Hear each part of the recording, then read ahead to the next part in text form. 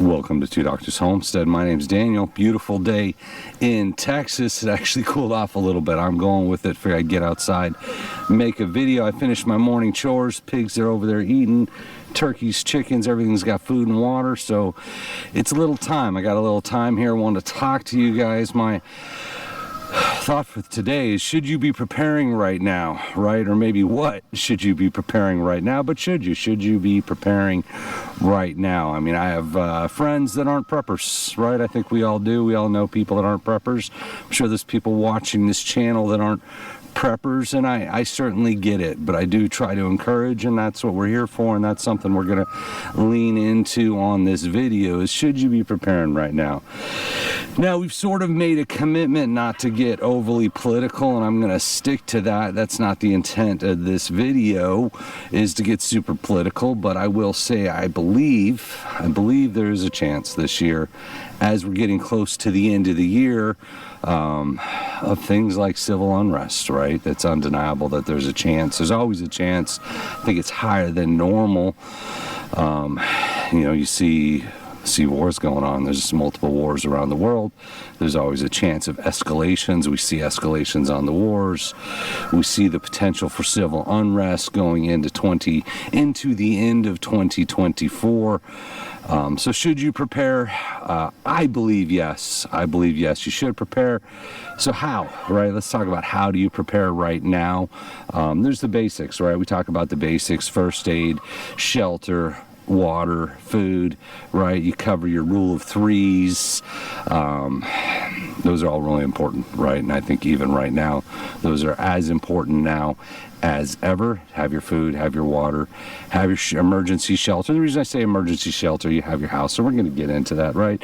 If there is civil unrest, right? And I had a friend that I knew back in the day when I was living up in Chicago, that was in Wisconsin, right back. This would be back many years ago, and there were protests.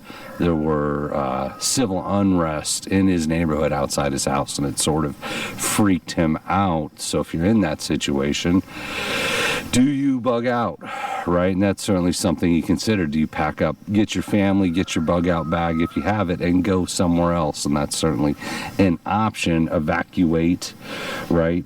Relocate. So for that, do you have things like emergency shelter? What happened to your house? What if something happened to where you live and you have to evacuate and you don't have anywhere to go? That's when we start talking about things like emergency shelter, whether it's an emergency blanket, whether it's a tent, whether you're able to sleep in your car, whatever it is. If you had to emergency relocate, emergency evacuate, do you have that shelter? And that's really the first of the rule of threes, is your shelter. I always add first aid. We just did a video, Rhino Rescue on a trauma kit. Something like that's certainly good to have, right? As we talked about before, the need for first aid really has nothing to do with everything else going on, being a prepper or not. Just having first aid skills, having first aid supplies, I think is always a good idea, whether you're a prepper or not. People are preparing. We were down at Walmart yesterday, and there was a guy that had probably 45-gallon buckets in his cart, and we were just checking out, and some lady's like, "What are you doing with those buckets?" And he didn't want to answer, but then he answered, and we overheard the conversation, saying they're for emergency water. Not a bad idea, right? The second of the rule of threes is water. So having water stashed away, not a bad idea. You need water to survive. There's always a possibility that your water supply could get compromised, could get shut off. So having a little backup water is never a bad idea. And we talk about food. We do Prepper Pantry every week. We talk about food. We talk about food all the time. But food's a good idea, right? Food, water, shelter, first aid. Now, there is self-defense. We try not to go too deep into the self-defense side, right? Certainly to be able to defend yourself, self-defense is important. We've talked about self-defense insurance. I got accused of making a self-defense insurance commercial, and I'm not saying I wouldn't, but no one's paying me to do that. Not affiliated with anyone making self-defense insurance commercials, but be aware there are after effects of using self-defense tools in civil unrest. We saw that with Kyle Rittenhouse, right? Not saying don't defend yourself. I'm saying think long and hard ahead of time. What you would do, right? What you're willing to do, what you would do, how far you're willing to go, get your training, get your insurance. Once again, not selling it, not saying I wouldn't. I'm not above that, right? So, but beware.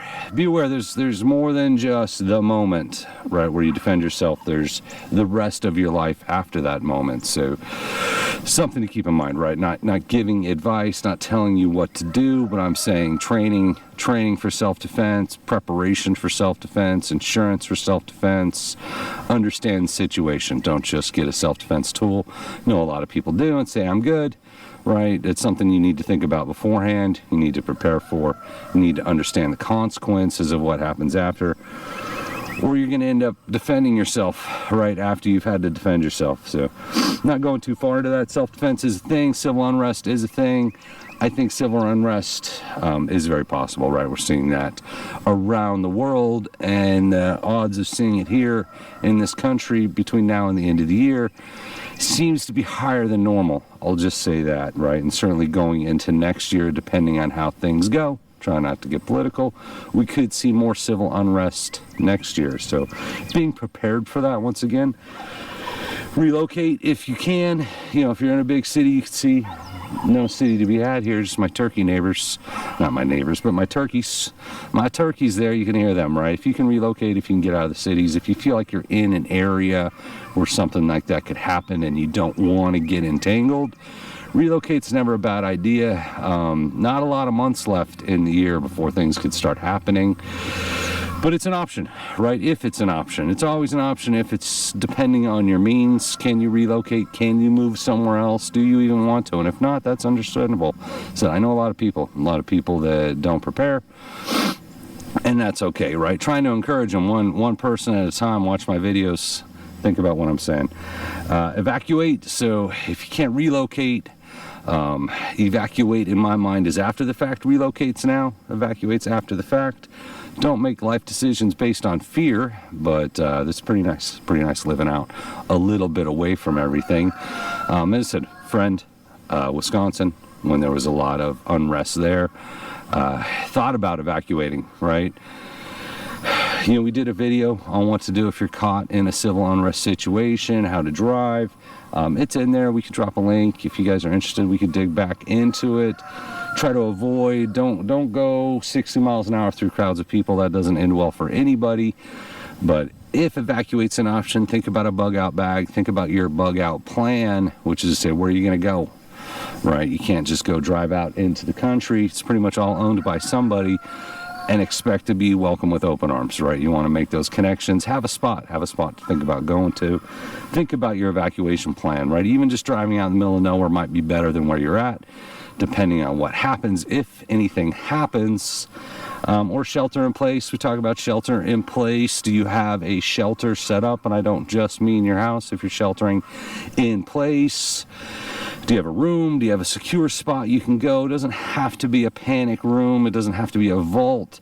But there should be food already there. There should be water already there. There should be medical supplies already there. Those kind of things already there, staged, ready to go. In case something happens, that's your shelter in place. You may not have time in the event of, let's say, a atomic explosion or something, anything, any kind of earthquake, whatever it is. You should, if you have a shelter in place, if that's your plan, you should already have a room set up with some basic things. We did the survival bucket, toilet bucket, might not be a bad idea, things like that, right? Think if your plan is shelter in place, what's that shelter look like? How can you fortify it? How can you prepare it? Does it have your medical supplies there? And then there's basic things like copies of your home insurance information, kind of your standard, hey, if there's a fire, you want copies of your insurance. And unfortunately, I've known people who had a house fire. Fires tend to happen around unrest. If there's a house fire, do you have a copy of your insurance policy? Because you're going to go to a hotel, and then first thing you want to do is call your insurance, and they're going to want that information. But that kind of stuff, always good to have, right? Shelter in place, or your bug out bag, right? Your bug out bag could actually have that kind of information printed out. So what's the next thing you can do beyond stacking rice and beans and getting your bug out bag ready to go? Physical and mental preparation. So physical preparation can be free. I've actually started a thing, I'm calling it 40 in 40, 40 miles in 40 days with a weighted vest. I'm going to call it a weighted vest. So right now my gear weight is 45 pounds, so I'm doing 45 pounds and I'm doing a mile a day for 40 days, 40 and 40, and we'll see after that. Right now I'm about 2 miles ahead. I'm 12 miles on day 10, but I'm carrying about 45 pounds, 45 pound weighted vest.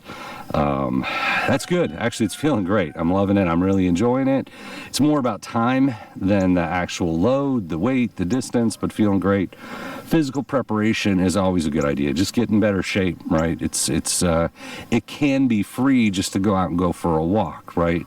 So physical, yes. Mental preparation. So we talk about mental preparation. I think mental preparation is absolutely key at this point, right? So we talked about a few things. Goals. Set goals. Set goals in life. What are you doing in the next 5 years, right? And you hear that, that's one of those interview questions and we all laugh, but you should have a 5-year plan in your life. You should set goals. You should be working to make things better for yourself, for your family, improve your position in life. What are your goals, right? And even if it's learn a new skill, a lot of skills you can learn on the prepping side, a lot of skills you can learn that will benefit you outside of prepping, right? We talk about prepping, talk about skills, talk about goals, right? What are your goals? How are you going to be in a better position in your life in 5 years, right? So goals are good. Helps with your mental preparation. Start easy goals, and as you're succeeding in goals, you build your self-confidence, you build your self-esteem, you set yourself up for the next goal, the next success. So always goals, mental preparation, build those goals. The second one is analyze your routine, and we talked about that a little bit before. What's your daily routine? I mean, you could sit down and write it down. You don't have to. You could think to it, right? Whatever your exercise is. What's the first thing you do when you get up in the morning? What's the second thing you do? What's the third thing you do? You're going to have a routine. We all have a routine. Maybe more chaotic than others, but you look at that routine. What do you do throughout the day? How do you make it better, right? What can you add to that routine? As I said, I'm doing the 40 and 40 right now. You could say 40, 40, 40. But doing 40 and 40, if you're interested in doing it with me, let me know, right? We can be in touch. It helps to have that group. It helps to have a community, helps to have a group, especially when you're doing workout. But add that to your routine. It takes me, 20 minutes to do a mile with 45 pounds of gear. But having a community around that, having that routine, or having that group keeps each other honest, keeps each other working towards that goal. But what can you do in your routine, right? Hopefully you're already brushing your teeth. That's a good thing. Making time for any kind of working out, making time to study, to read books, anything you can do. Look at your routine, analyze your routine. So if you have to, write it down. What am I doing all day? And what are good things you can add, and maybe what are bad things you can take out? What is the unhealthy stuff, the wastes of time that you can take out of it, and things you could replace with it, right? So even if it's 20 minutes a day, 20 minutes every other day, anything like that. I'm not saying it's got to be just working out, but look for good things you can add to your routine. So even if it's just reading a book, something like that, look for things you could take out of your routine that aren't getting you anywhere in life. So analyze your routine. And then last thing we talk about is investments, right? We're talking about prepping right now. Investing, where do you invest, right? Where do you invest your money? And I'm not giving financial advice. I do have an MBA with my PhD. So technically I'm probably qualified to give financial advice. I'm not going to do it. There's areas you can invest and diversify your investments, right? You've got obviously the stock market. You've got stuff like crypto, you've got things like precious metals, like gold. I've been looking at gold backs, right? I was actually going to get a couple gold backs to flash as a prop. Those are interesting idea. Stock market's the stock market. We saw it crash down, had a bad day recently. You see it bounce back. Over a 100-year period, the stock market has actually done very well. It's going to go up. It's going to go down. Certainly, if there's World War III, total financial collapse, it's going to dip, right? It's going to dip for a little while. It depends on how far that collapse goes. But if you look at 100-year chart of the Dow, You can see World War II, there's 100 years, and it did come back, and it came back from the Great Depression, and it came back from a lot of stuff. So in general, things like stock market, things like your 401k, over a long enough time period have done well. Certainly if we hit full societal collapse, global collapse, World War III, total nuclear war, probably not coming back from that, but anything short of that, stock market down generally does all right. Once again, not financial advice.